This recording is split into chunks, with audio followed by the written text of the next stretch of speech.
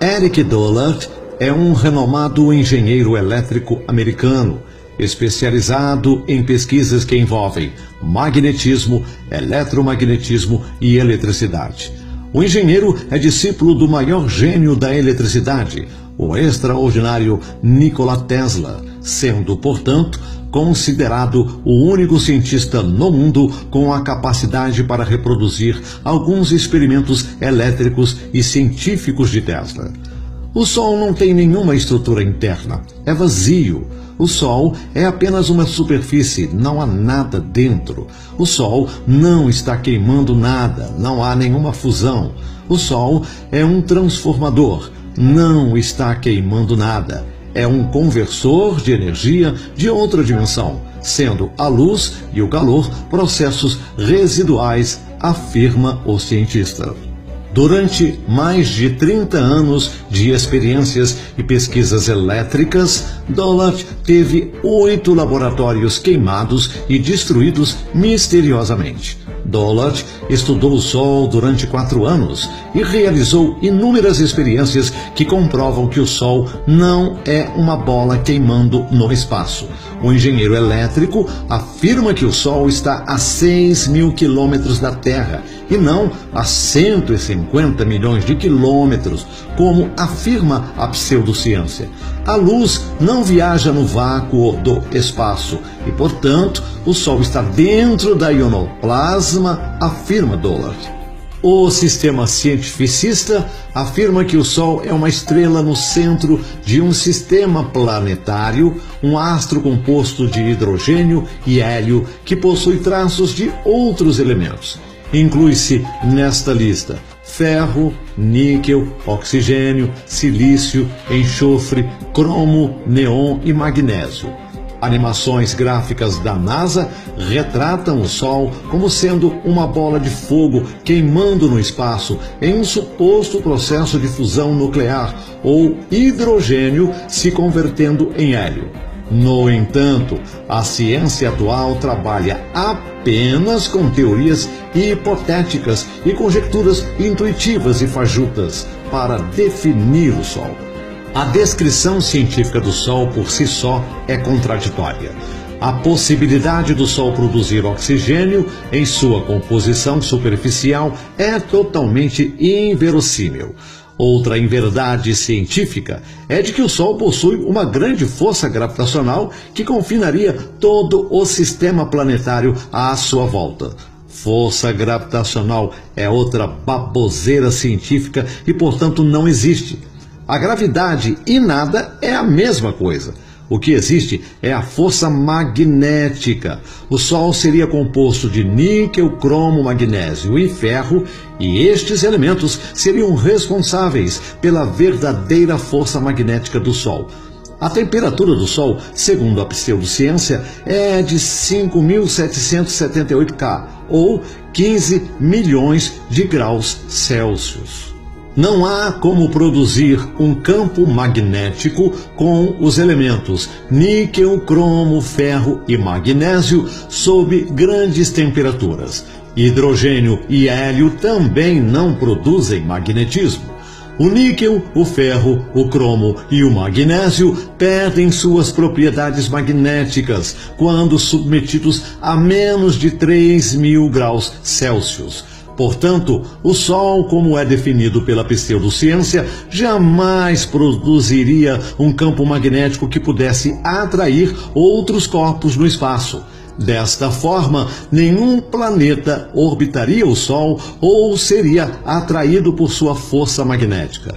O Sol, como define a pseudociência, não é o centro do universo e não está atraindo nada no espaço. Força gravitacional é a mesma força que atrai poeira para uma tela de TV, ou seja, não exerce nenhuma força de grandeza.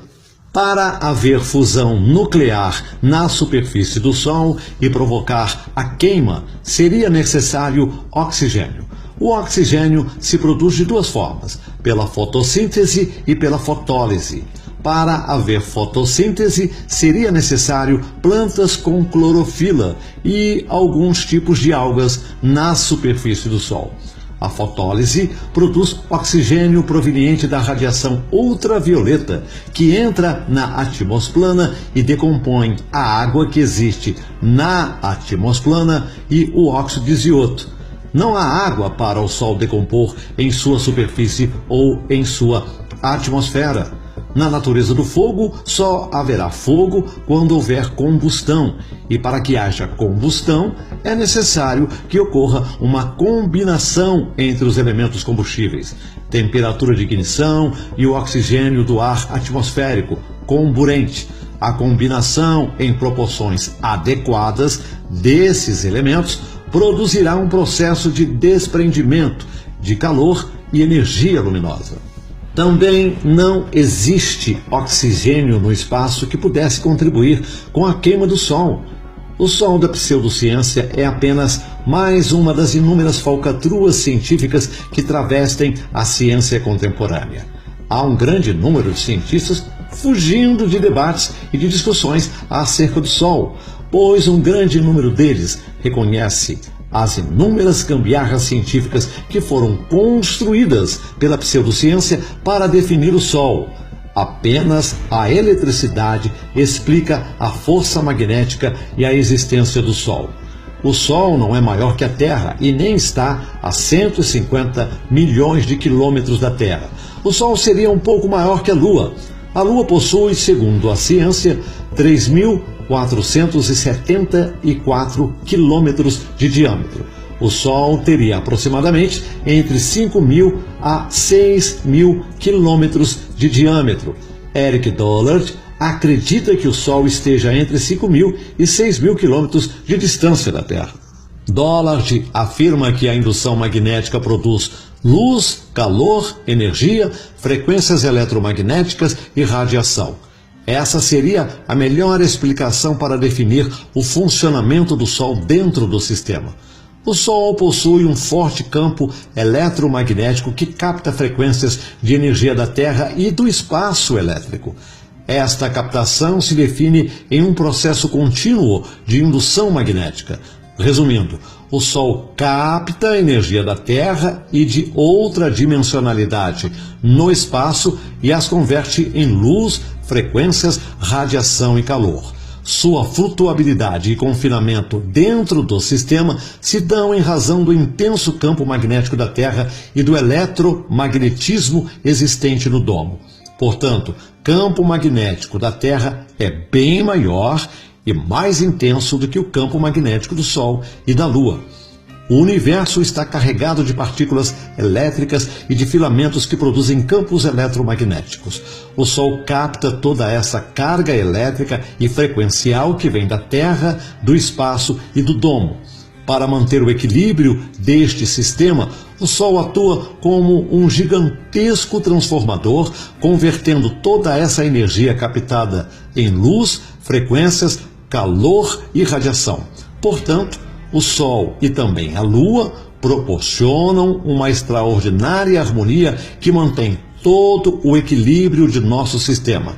Sem o Sol e sem a Lua, não haveria vida na Terra. Ondas eletromagnéticas irradiam frequências mínimas e altas. O Sol seria resultado de uma frequência vibracional irradiada a partir da Terra. Nikola Tesla acreditava que havia uma frequência específica com a qual a Terra era golpeada como um martelo.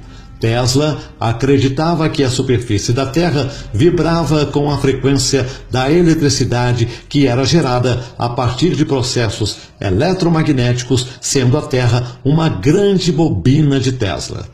Esta frequência é muito intensa na Antártica, onde fenômenos de sonoluminência ocorrem diariamente. A Antártica seria o polo negativo da bateria Terra, onde toda a energia extra é liberada. O Sol seria resultado desta energia oscilatória de frequências altíssimas.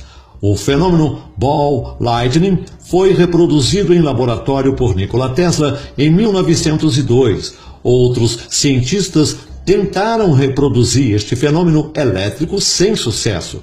Este fenômeno elétrico é visto após grandes tempestades elétricas, onde muita energia é liberada no ar ou na atmosfera.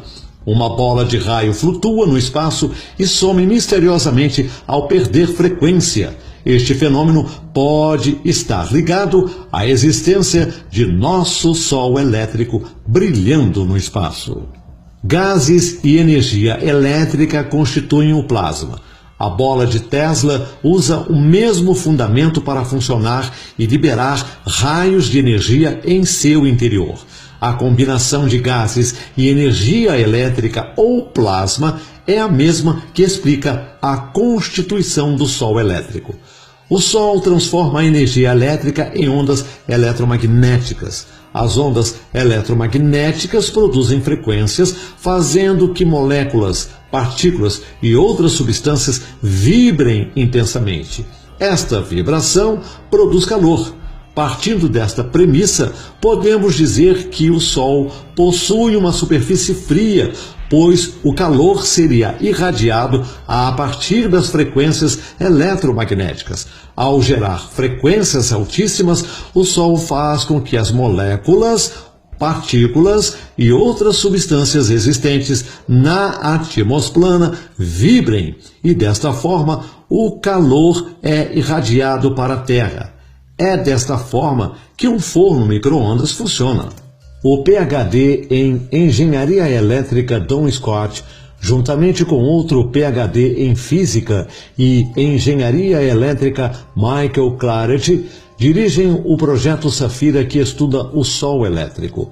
Ambos alegam que o Sol não é uma bola de hidrogênio em fusão no espaço e que o calor não é liberado pelo Sol, e sim gerados por meio das ondas eletromagnéticas que batem na mesosplana, estratosplana e finalmente na troposplana.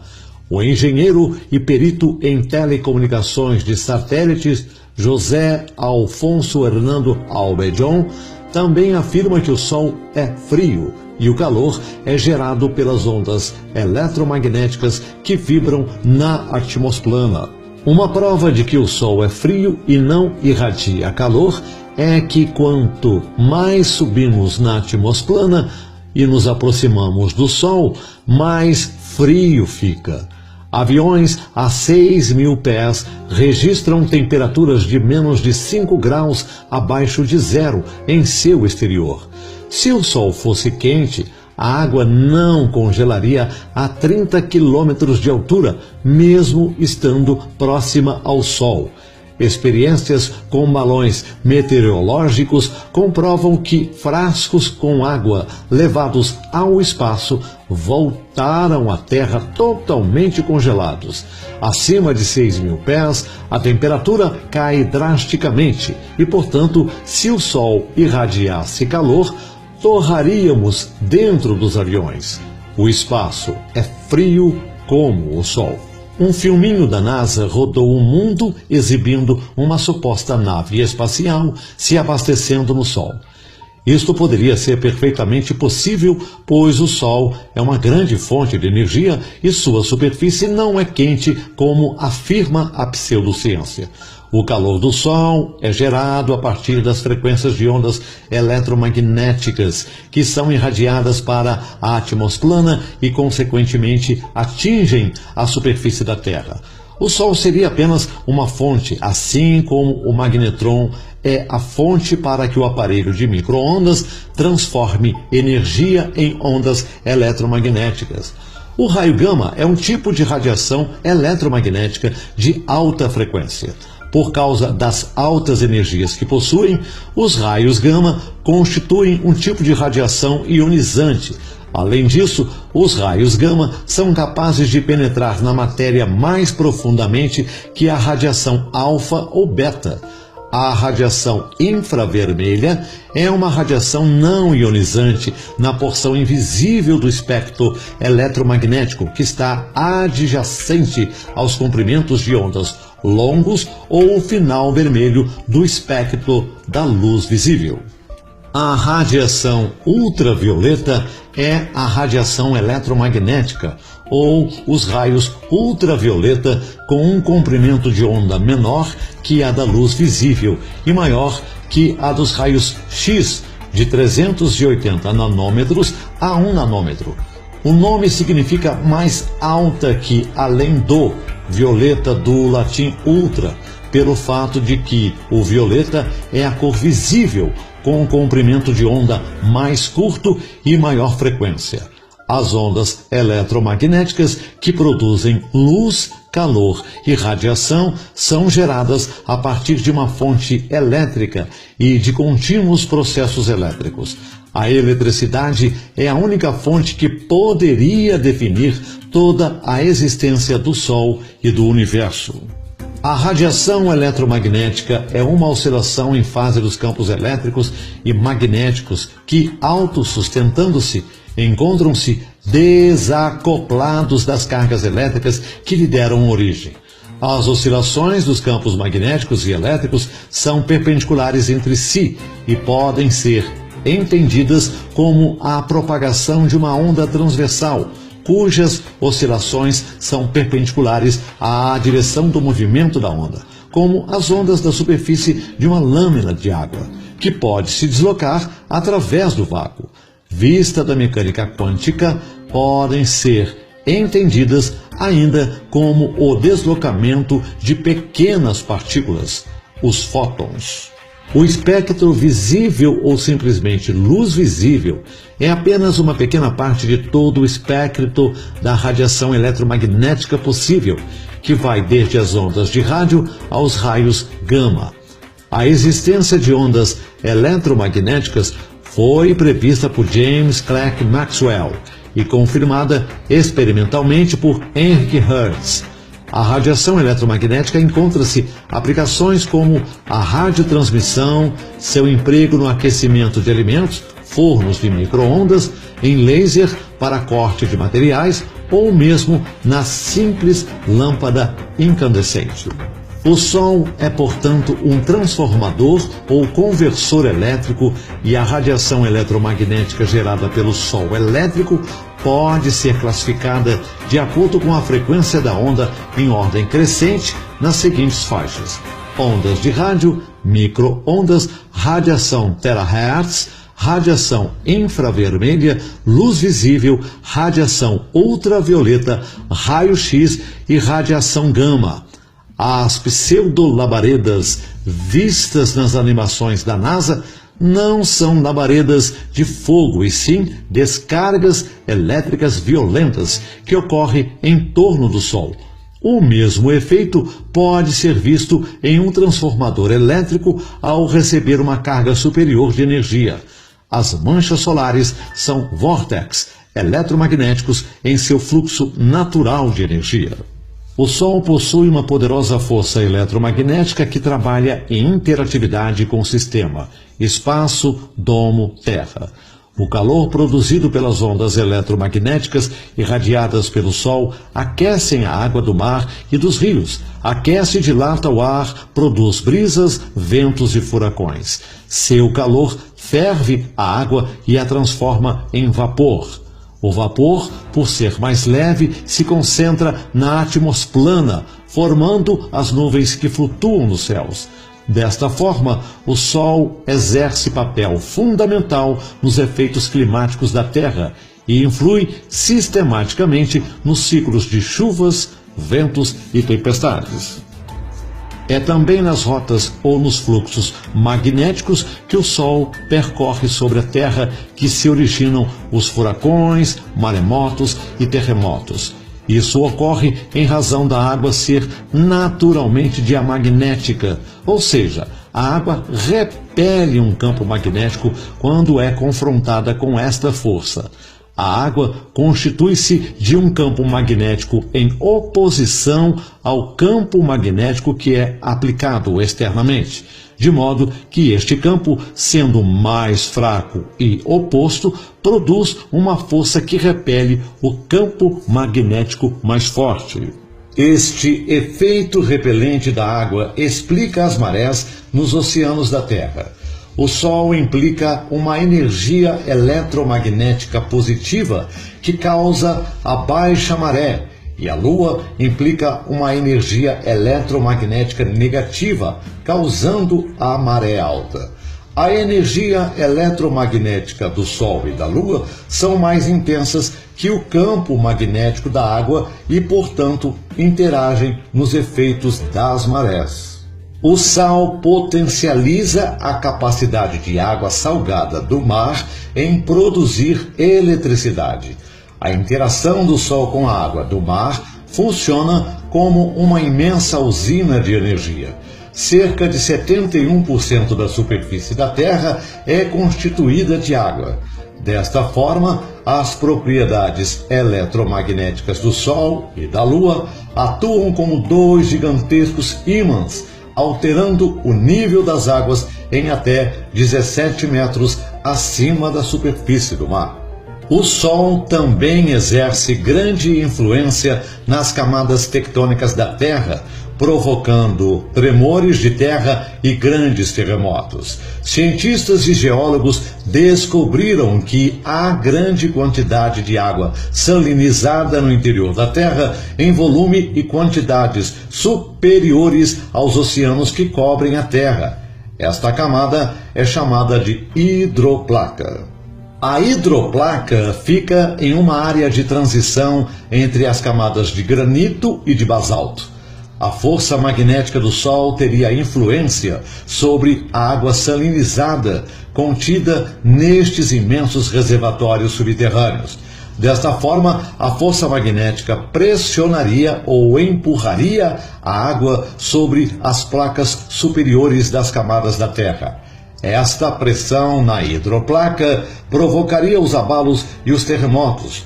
Todas as áreas incidentes de abalos sísmicos e terremotos estão concentradas nas faixas ou trilhas magnéticas do Sol.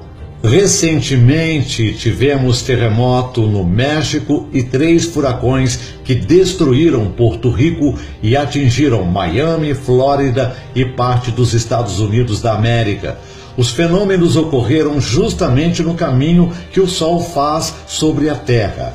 As placas tectônicas foram pressionadas pela força diamagnética da água, que por sua vez foram potencializadas pelo forte campo eletromagnético do Sol.